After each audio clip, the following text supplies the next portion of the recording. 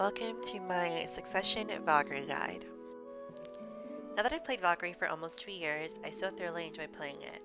If you're just getting started or a seasoned player like me, on January the 10th, Valkyrie and many other classes got a revamp with some significant changes. In this guide, we'll be covering a handful of topics I find important for Valkyrie, with timestamps included if you're only interested in certain segments in the description. This is a general guide intended for new and experienced console Valkyrie players alike. Please be open-minded since these are my opinions and personal experiences that I like to share with you. If anything, you can take what I say and adapt it to your own playstyle if you find or now understand something when watching my guide.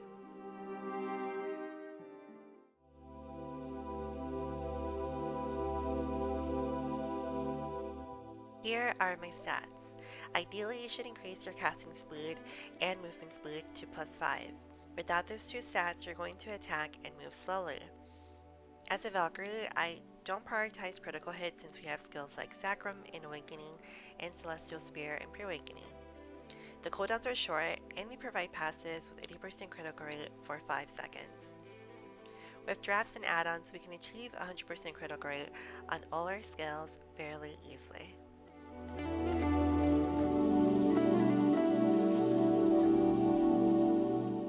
For Valkyrie, DR is the best route for year.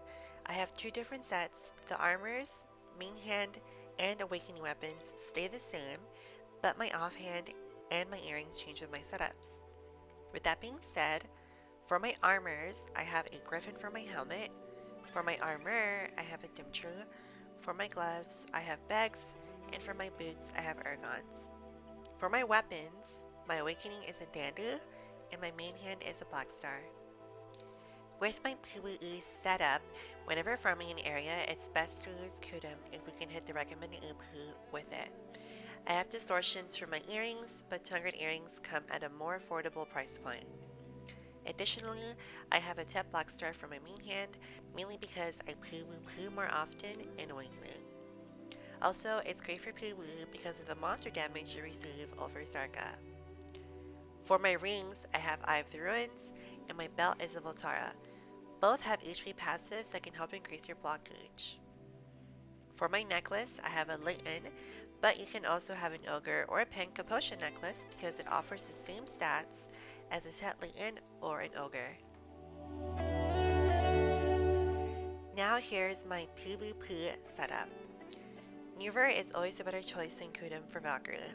If you're debating whether to socket your Gammarth Heart on Neuver or Kudum, choose Neuver if you play other classes that benefit from DR more.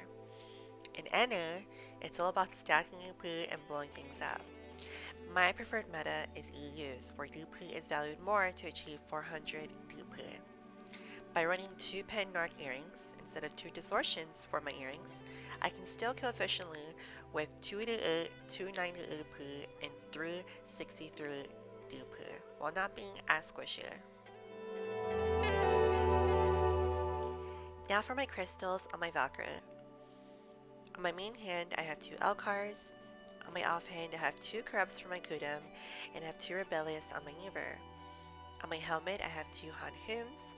On my armor, I have 2 Bon Kabilis, but you should consider running special evasion ray crystals if you PvP more often than PvE. Those crystals are the best in slot, especially if you have a Fury Neuver or Kudum. On my gloves, I have Jin Vipers. These are the best in slot crystals and a must in my opinion. On my boots, I have Hanhums giving me the 4 crystal set effect. A full set effect adds bonus stats. When socketing a crystal on your Pro Shop outfit, your best option is the Ancient Swiftness Crystal, which gives you +2 on movement speed.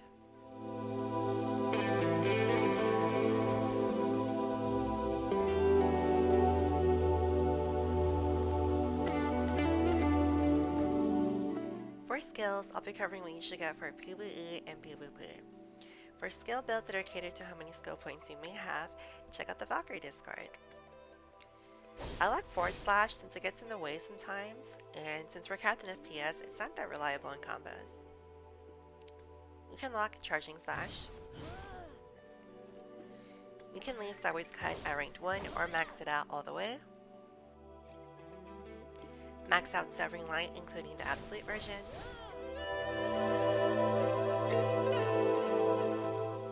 Max out Glaring Slash, including the Prime version. Max out SOJ, including the Ultimate and Prime versions. Max out Sharp Light, including the Ultimate and Absolute versions. Max out Divine Power, including the Prime and Ultimate versions. Max Heaven's Echo up to rank 3. Max out Celestial Spear, including the Ultimate and Prime versions. Max out JOL, including the Prime version.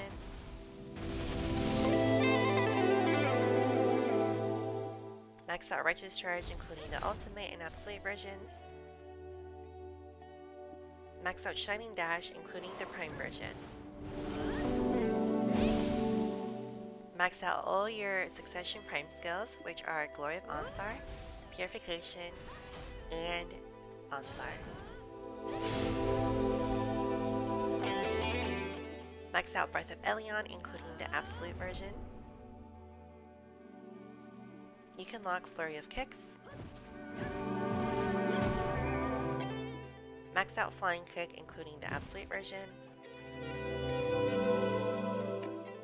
Max out Punishment, including the Ultimate and Absolute versions. Max out Counter, including the Prime version.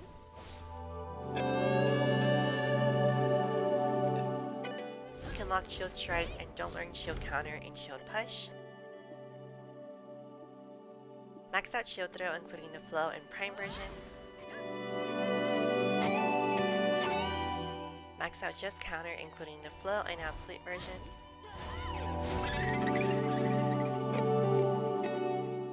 You can max out, lock, or not even get Skyward Strike. It's more of a stylish skill for combos. Get all your shield chases, including the Prime version. Lock Valve Trust unless you need the exclude. Lock Evasion. Max out your PA Alliance Blessing and all your passives.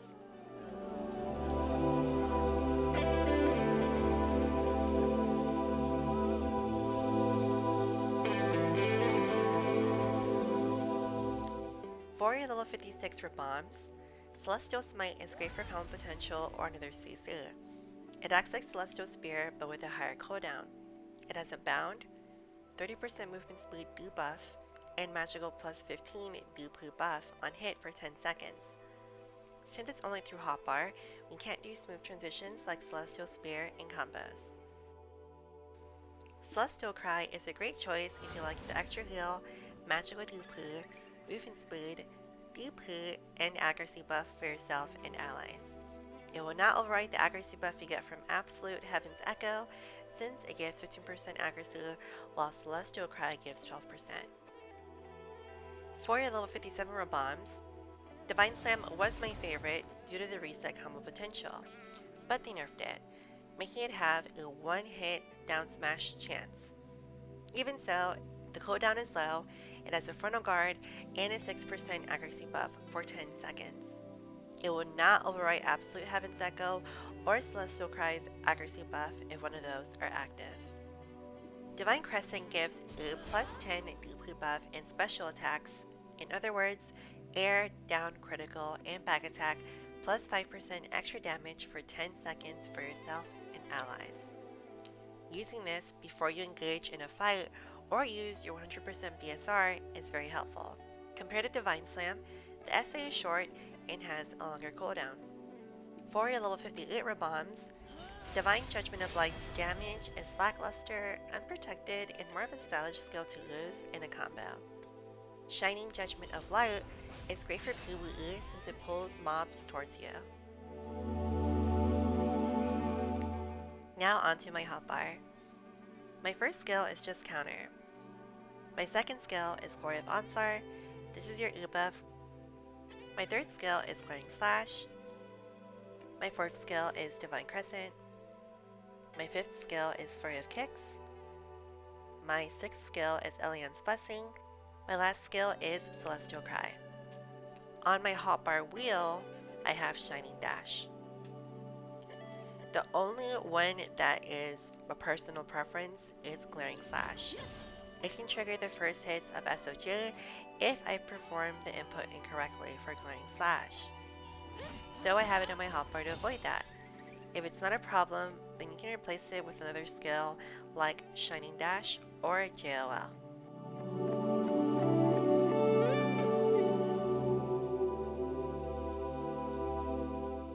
For my skill add-ons, I'll be showing you my PvE and PvP skill add-ons. Keep in mind that these are catered to my playstyle. These are my PvE add-ons. The 6 skills I chose are SOJ, Celestial Spear, JOL, Shield Throw, Purification, and Onsar. These are my PvP skill add-ons. The 6 skills I chose are SOJ, Glaring Slash, Celestial Spear, Shield Throw, Sharp Light, and Purification. I'll be using these skills in most of my combos or for some CC catches. Also, Shining Dash and JOL are great options for add-ons, but have higher cooldowns. They're more situational compared to the 6 skills I mentioned for my playstyle, but they are tier 3, so they offer higher skill add-on stats if used.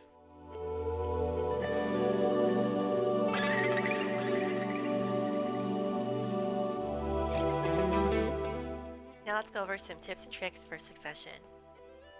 Our pre-awakening sidestep is an I-frame by pressing these inputs. Despite being unreliable, with the right timing, we can dodge CCs and damage. If you cast Divine Power plus its ultimate version, it's not as fast. But if you Prime Counter or Glaring Slash Divine Power into its ultimate version, it will cast much quicker. Flurry of Kicks must be on one of your L2 for Xbox or L2 for PlayStation D-pads for your hotbar, preferably on the L2, right or up D-pad. While running in a straight line with your weapons holstered, you can tap your Flurry of Kicks from your hotbar, and it will instantly use a shield choice and put you in guard. This is helpful since succession movement isn't that great, and you're better off running than having your weapons out depending on the situation.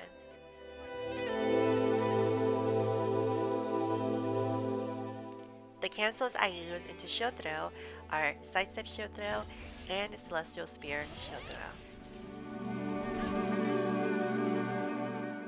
Your fast cancels into SOJ are Glaring SOJ, Severing Light SOJ, and Sharp Light when off cooldown into SOJ. Your slow cancels into SOJ are Celestial Spear or Smite SOJ, Purification SOJ, and Shining Dash SOJ.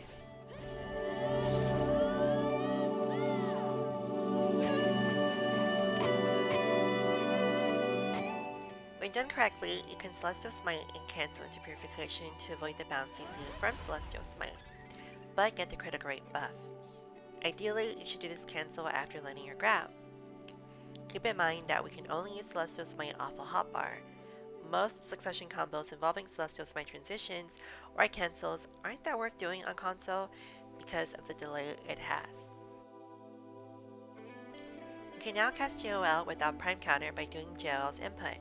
It'll also linger JOL longer. Your best SE linger into JOL is Onsar, Linger the SE, JOL.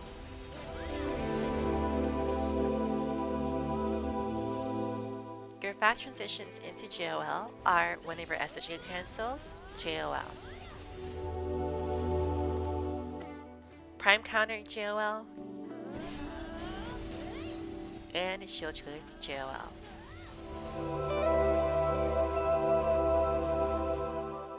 To cancel out a JOL, you can JOL Sidestep,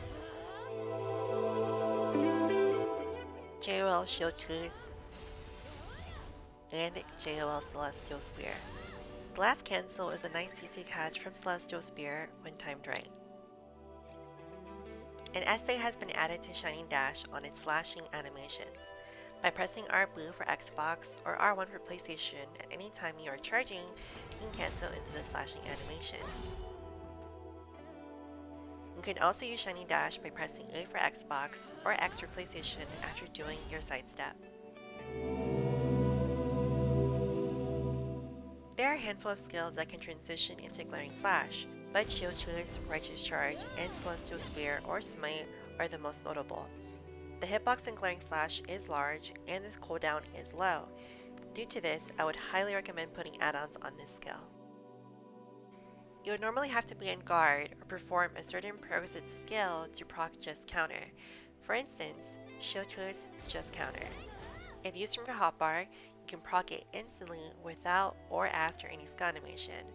Since the CC is a stiff with the frontal guard, it's a great CC catch. Heaven's Echo can be used to aggro mobs even on cooldown. In succession, Shield Chase gives a +4 AP buff for 10 seconds each time you use it. You can also stack the AP buff up to 4 times if uninterrupted, giving you a total of +16 AP for 10 seconds. Despite losing out on some combo potential by not running Celestial Smite, the accuracy buff alone is amazing for succession on Celestial Cry. I only have rank 3 of Heaven's Echo, which gives 12% accuracy for 10 seconds. This means that they both share the same accuracy passive. When using Celestial Cry, it will refresh and prioritize the accuracy passive timer, which lasts for 60 seconds versus the 10 seconds from Heaven's Echo.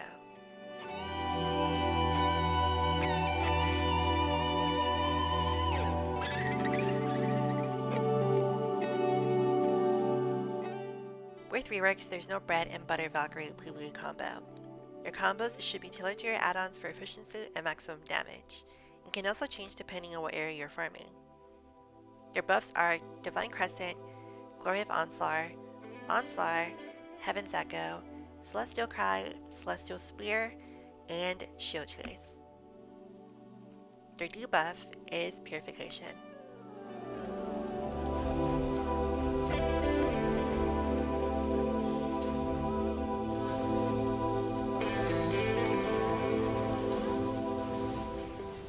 When I have JOL and Divine Power off cooldown, I use this combo to apply a lot of damage.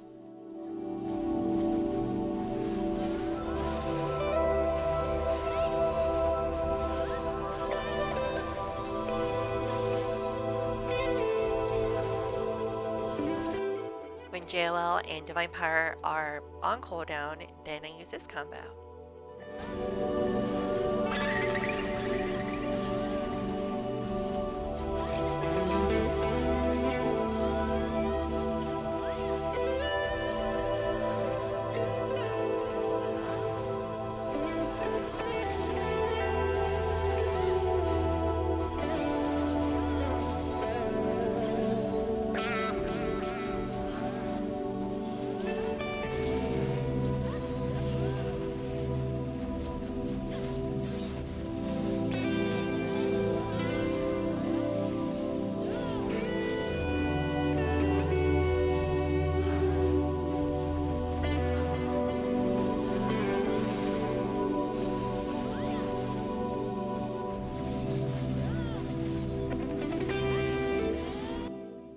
If I have mobs left over from either combo, I finish them off with SOJ and shield throw cancels.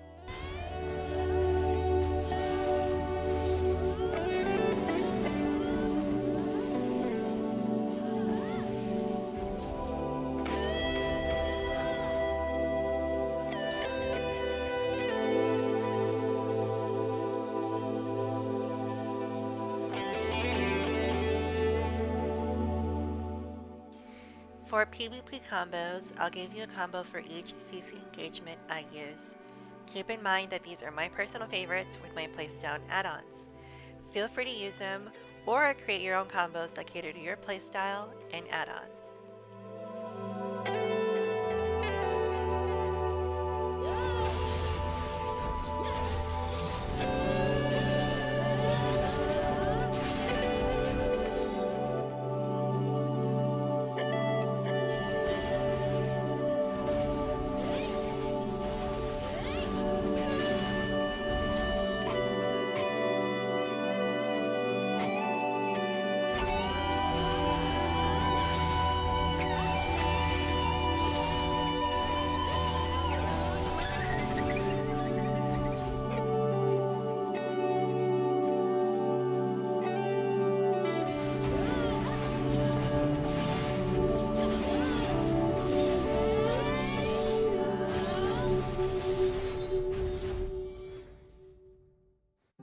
That about covers everything I find important for both new and experienced console Valkyrie players alike. Again, please be open-minded since these are my opinions and personal experiences that I'd like to share with you. My goal in making this guide was to help people understand and enjoy Valkyrie as much as I do. If you have any questions, feel free to ask them. I'll answer your questions as soon as I can. If you're interested in discussing topics like what I covered in my guide and much more, you can also join the Valkyrie Discord. I'll put a link in the description. A lot of useful information can be found there, and you can get personal advice on anything Valkyrie related from some highly regarded Valkyries on console or PC. If you'd like, check out my other videos I've made. Share them if you found them helpful or to show support. Last but not least, thank you if you made it this far. Until next time, love you and bye!